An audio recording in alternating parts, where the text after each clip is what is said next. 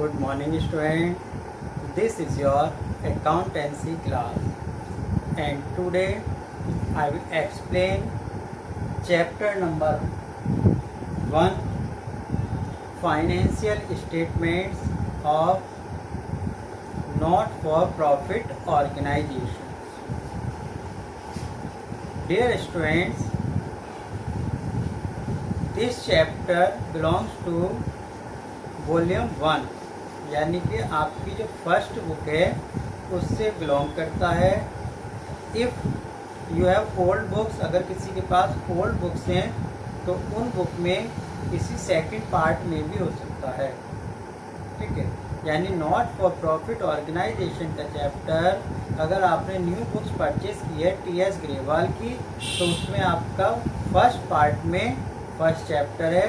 अगर आपके पास old books हैं तो उसमें आपकी सेकंड पार्ट में ये चैप्टर इन्वॉल्व है। ठीक है, तो आपको किसी तरह का कोई कन्फ्यूज़न ना हो, आप वहाँ से उसको देख सकते हैं। और इसके साथ साथ मैं आपको बुक्स के पेपर भी सेंड करता हूँ। ठीक है, तो इस वीडियो में आज डिस्कस करते हैं chapter number 1, not for profit organisation. क्या है, what are not for profit organisation? इनको हम नॉन प्रॉफिट ऑर्गेनाइजेशंस के नाम से भी जानते हैं। मोस्टली इन 11th क्लास आप पढ़ चुके हैं प्रॉफिट अर्निंग ऑर्गेनाइजेशंस। मीन्स आपकी कुछ ऑर्गेनाइजेशंस, कुछ बिजनेस फर्म्स होती हैं जिनका मेन मोटिव प्रॉफिट अर्निंग करना होता है। इसके साथ साथ there are also such type of organisation कि उनका मोटिव प्रॉफिट अर्निंग करना नहीं होता। उन्हें हम कहते हैं नॉट फॉर प्रॉफिट ऑर्गेनाइजेशन और non profit organisation. Means the main motive of this organizations only provide services to the society and its members।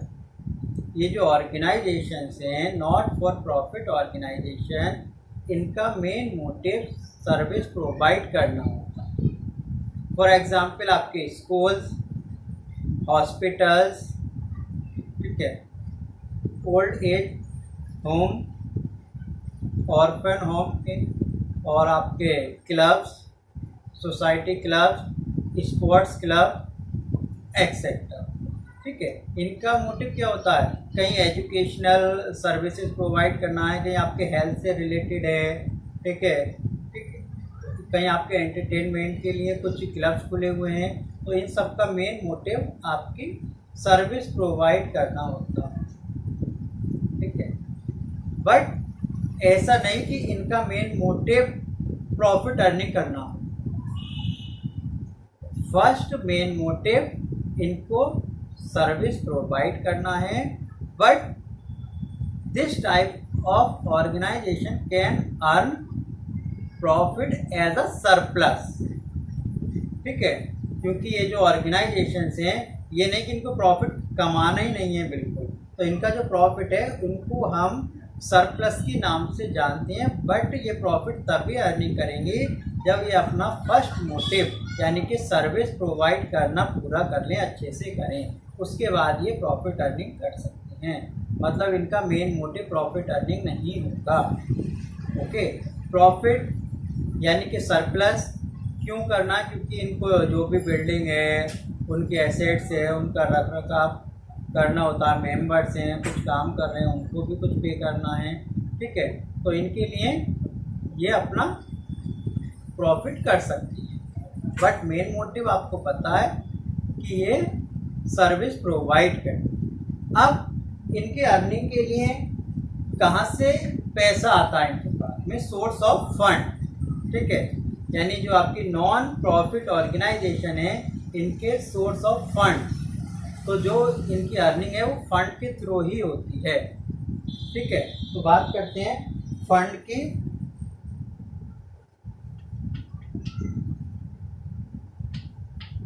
यानी कि नॉट फॉर प्रॉफिट ऑर्गेनाइजेशंस जो है वो फंड के थ्रू अपने अर्निंग कर लेते हैं, यानी कि पैसा लेते हैं। ठीक है, अब फंड के थ्रू जो इनके पास पैसा आता है, जो फंड रिसीव करते हैं, ये किस किस तरह से हो सकता है, यानी किस किस फॉर्म में हो सकता है। तो आपका हो सकता है डोनेशन,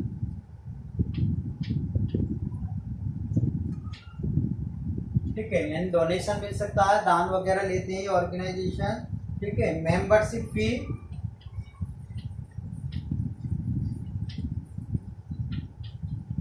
मेंबरशिप फी हो सकती है, क्योंकि मेंबर ज्वाइन कर रहा है वो फीस देगा। एंट्रेंस फीस भी हो सकती है। ठीक है, सब्सक्रिप्शन हो सकता है,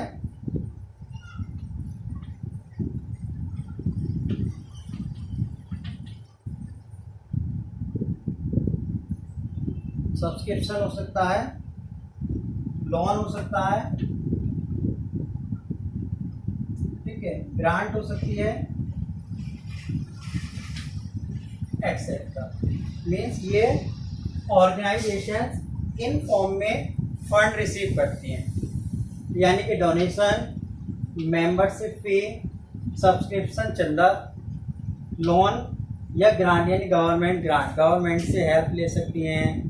ठीक है, यानी किसी भी तरह से ये लोगों के ऊपर डिपेंड रहती है, सोसाइटी पर ही, कि वहाँ के मेंबर उनको इस तरह से फंड प्रोवाइड करें और ये यहीं से अपनी अर्निंग करती है। ठीक है, तो नॉट फॉर प्रॉफिट ऑर्गेनाइजेशन आपको अच्छे से क्लियर हो गया होगा। बात करते हैं इसके फीचर्स, यानी क्या इनमें फीचर्स हैं। ठीक है, और कौन कौन से अकाउंट या स्टेटमेंट ये ऑर्गेनाइजेशन प्रिपेयर करेंगे। ठीक है, तो फीचर्स की बात करते हैं। Features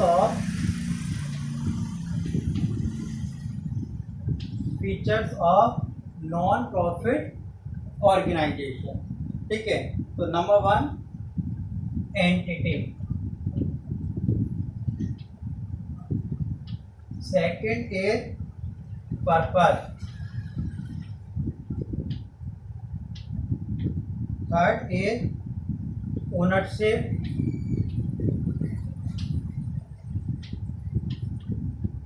fourth profit is not objective, profit is not objective, and next management.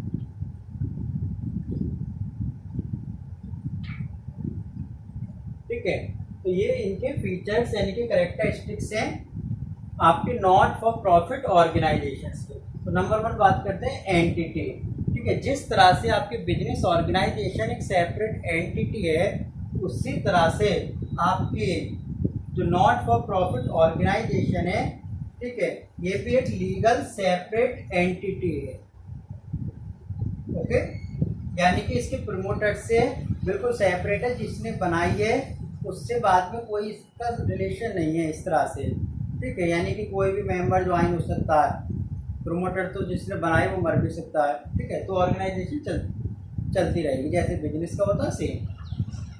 Next आपका पर्पस। तो पर्पस क्या है इनका जो मेन पर्पस होता है वो अपनी सोसाइटी के लिए एक एजुकेशनल, हेल्थ, ठीक है, इस तरह की चीज़ों को प्रोवाइड कराना होता है, यानी कि डेवलप कराना होता है इन सब के through.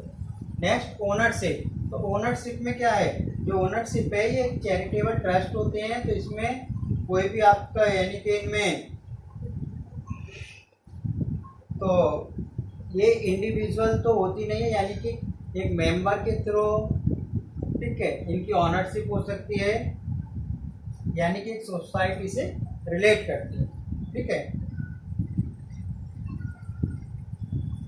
Fourth profit is not objective, यानी इनका जो प्रॉफिट है, जैसा अभी बताया, मेन मोटिव प्रॉफिट अर्निंग नहीं होता है, तो profit is not objective. Next management, यानी इसको मैनेज करने वाले कौन है। तो ये जो ऑर्गेनाइजेशंस हैं आपको पता ही है, ठीक है, एक इंडिविजुअल नहीं इनको बनाता है, एक ग्रुप हो सकता है, सोसाइटी हो सकती है। तो मैनेजमेंट यानी कि इनकी मैनेजमेंट कमेटी, इनके ट्रस्टी इसको मैनेज करते हैं। ठीक है, तो इसी तरह से आगे बात करते हैं कि इसमें आपके कौन कौन से अकाउंट्स आप प्रिपेयर करोगे। यानी कि आपने बिजनेस ऑर्गेनाइजेशंस में अकाउंट्स प्रिपेयर किए, फाइनेंशियल स्टेटमेंट, जिसमें हम बनाते थे trading account, profit and loss account, balance sheet. ठीक है, तो यहाँ पर कौन कौन से अकाउंट हम बनाते हैं, क्या है, वो सारी चीज़ें जानते हैं। यानी कि financial statements of not for profit organisation, financial statement of NPO, इनको शॉर्ट में हम NPO के नाम से भी जानते हैं, नॉन प्रॉफिट ऑर्गेनाइजेशन। तो नॉन प्रॉफिट ऑर्गेनाइजेशन के कौन कौन से स्टेटमेंट्स हम प्रिपेयर करेंगे, यानी जिनको आप सिलेबस में पढ़ोगे और जानोगे। ठीक है, तो कौन कौन से हो सकते हैं। Number 1,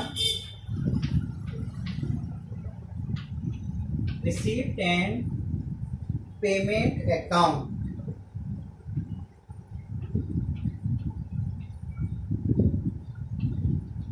receipt and payment account.